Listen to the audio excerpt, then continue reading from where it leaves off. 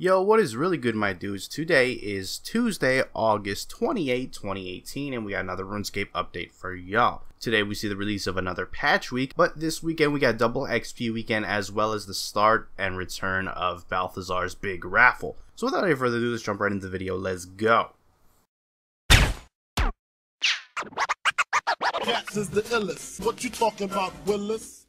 Alright guys, first and foremost, let's look at Balthazar's big raffle. This will be making its return on the 1st of September, and will be running until August 5th. Get your chance at earning Golden God Swords, War Priest Armor, and Death Touch Darts. And more. One new thing this time around is you'll get a chance of winning Golden Chaotic Weaponry. So what do you need to partake in it? All you gotta do is collect one ticket each day from Balthazar, which will be located near the Birthwarp Lodestone. You can also pick up a second ticket every day by turning in a daily challenge. Each ticket you turn in will give you one shot at one of these limited prizes of the day once handed in. Here is a list of the various different days and what you can potentially win on those days. Just note that if you're after any one of these particular items, you do need to turn it in the day before the raffle holds these items, so make sure you take note of that if you want a specific item. There are only a limited number of these items, so turning in your tickets does not guarantee you'll win. However, if you do not win, you'll still get yourself a medium lamp for each unsuccessful win. So hopefully you get lucky and get what you're after. It's important to note that Iron Man and free-to-play accounts cannot participate in Balthazar's big raffle. Moving on, we got double XP weekend returning this weekend for a total of 72 hours, starting from 12 o'clock UTC on the 31st of August until 12 o'clock UTC on the 3rd of September. You will have to be a member if you want to take advantage of the full bonus XP weekend, which will apply to a majority of combat and skilling activities. Free-to-play players will see a 20% XP buff for the duration of the weekend. So that wraps up what you can expect to come this weekend.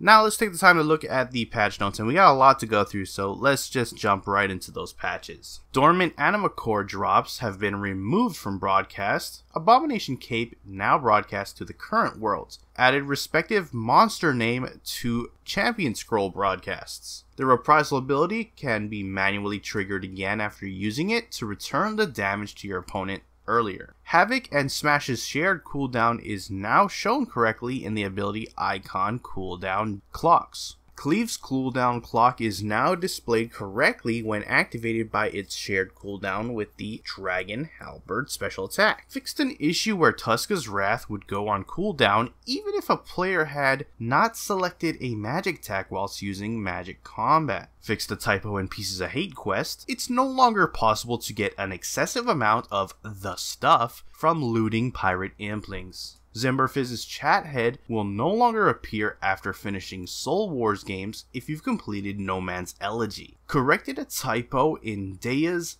dialogue during the Eye for an Eye mini-quest. Typos in Grondabon's Stalker notes have been resolved. Change player cape perk description to say offering bones instead of burning bones. The map link at the entrance of the Lumbridge Swamp Caves have been moved closer to the entrance to the Lumbridge Swamp Caves. Birthday Cake, the 15th anniversary cake, is now known as the anniversary cake, and as such, the text prompts have been adjusted accordingly. The clay quality column of the Stilling Creation Kiln interface no longer remains pressed down when the clay quality is changed. Removed a part of the fence that added a path into the Wizards Guild's west entrance. Fixed some spelling and grammar issues with the Agents of the Eldest set. The auto disassembler and auto alker should no longer hold reclaimable items such as rune pouches, which was effectively allowing players to receive multiple of these items. Added runecrafting level to Cyclone and Mindstorm nodes, and Air and Mind S-Lings examines. Elite Unspeakable Horror can no longer spawn in the cave wall. Players may now summon pets in the dangerous Clan Wars portal. The Torn Grimoire page examine text has been updated. updated. A spelling error for the examined text of the Guthix Dragonhide Vambraces has been fixed. A grammatical error with the Last Rider's book has been fixed. An anti-poison already in effect message will no longer appear when drinking Guthix rest potions while another anti-poison source is active. A grammatical error in the story of Photopus has been corrected. Rare item store shown prices now correctly reflect the actual cost. The rock in the southwest corner of the Grand Exchange will no longer be able to be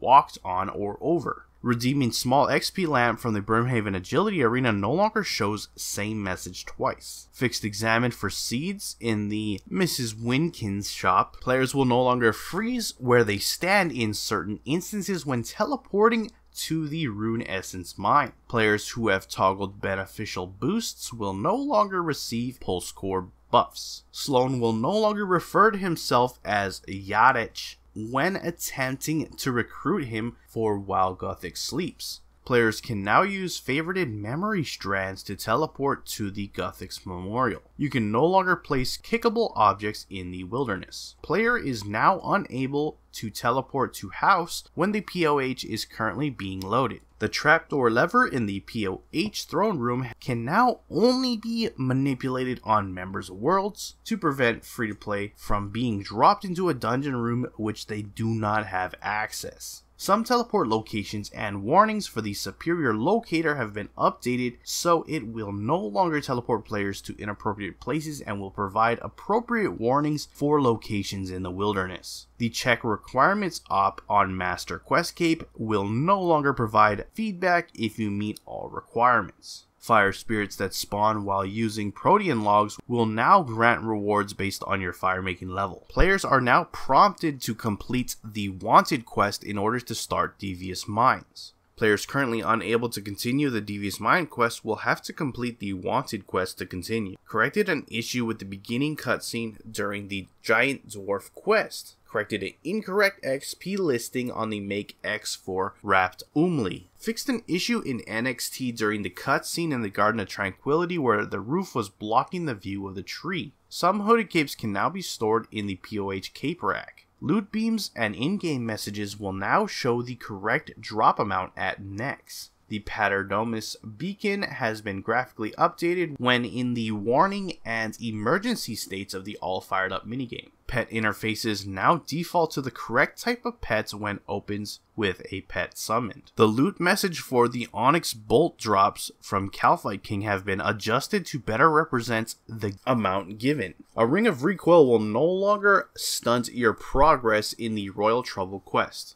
A small hole in Tuska's back has been patched over. The Mask of Mourning now correctly states the ground floor of Mauritania Slayer Tower instead of first floor. The Love Story quest overview was still using a legacy combat level in its description. This has been changed accordingly. The text that appears when attempting to buy from a shop with a full inventory now correctly fits in the box. Made several changes to instant sections of quests to show more of the surrounding game worlds in an effort to make scenes feel more immersive. Quests including in this update are Let Them Eat Pie during the confrontation with Rollo and Plague's End during the Mourner HQ and Ardoin Castle segments. Fix the typo in the dialogue when handing back the wedding ring to Angoff.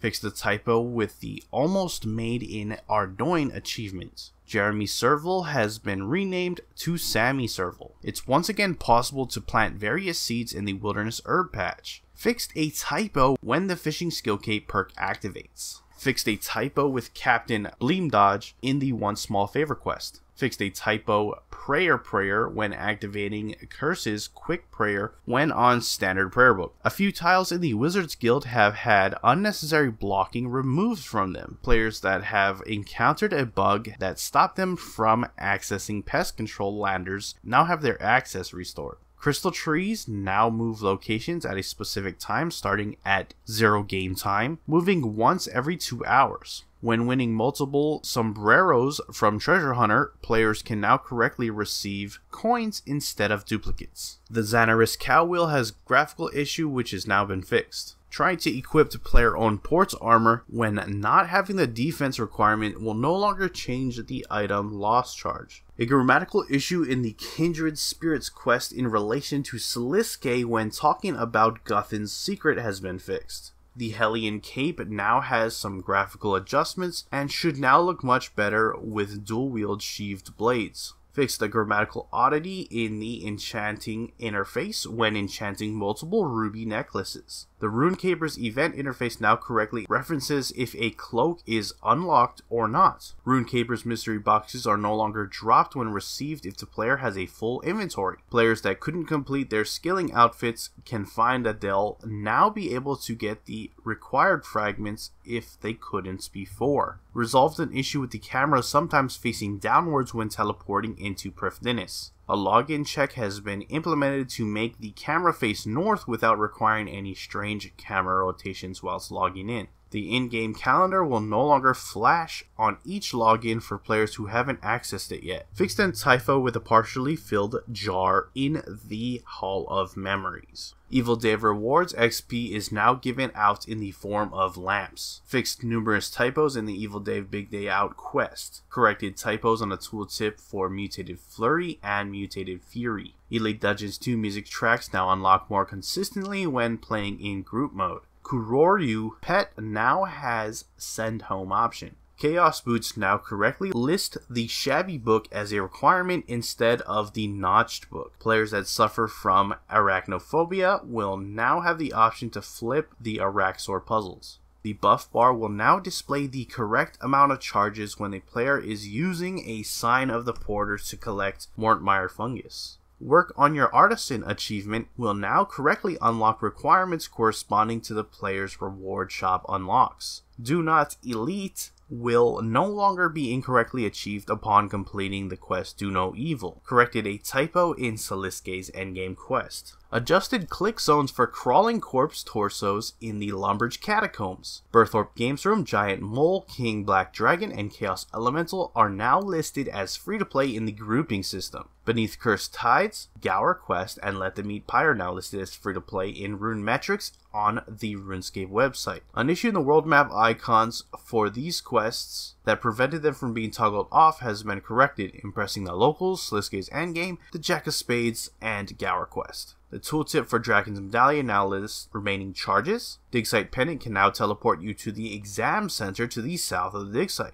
Tamayu has an option to trade for spears. The following books from associated quests are now reclaimable in the POH bookcase. Armadale Communique is available to those who received it after the betrayal route of Temple of Ikov. Made Necrovarus notes and letter from King Rattlin available to everyone. The Desert Amulet 4 now has the ability to teleport the player to the ruins of Uzer. The original next encounter will now count towards God Wars Like a Boss daily challenge. Removed references to Fun Orb in Quick Chat options and Stronghold of Security questions. Buckets of slime can now be emptied. King Black Dragon's boss instance timer no longer remains after teleporting out. Corrected an issue with requirements to start Legends Quest. The guard outside Legends Guild will now display the Legends Quest overview screen if you do not meet all of its requirements. Wolfbone arrowheads and flighted ogre arrows now have a tip option, opening the Mech X interface for fletching. Updated some of the interface elements around Divination Craters to streamline them with modern interface styles. Brought the Divination Crater interface to be aligned between the Surface Worlds and Dungeoneering versions. Updated the Wisp Colonies map. The drag sensitivity on the Lodestone interface and abilities and items on the action bar has been reduced. Skill tutor icons in Berthorpe/Taverley now display a tooltip when hovering on the world map. Players with non-usable enchanted Slayer helmets will now be able to convert them to regular Slayer helms. Fixed a typo on Corrupted Egg Examines. The Ardoin Cape Thieving effect now correctly stacks with the Master Thieving skill cape and Max Cape when the perk is stored in it. And finally, Divine Spirits once again give XP when wearing a fire-making cape. And that is it for your patch notes. Links to the main game update as well as the patch notes will be down in the description below. If you want to go ahead and check them out for yourself, head on over there to do so. With that, I'm going to wrap up the video. If you enjoyed it, hit that like button. If you're not subscribed yet and you want to stay updated on all things RuneScape related, then hit that subscribe button. Anyways, I appreciate you watching. I am out. Peace.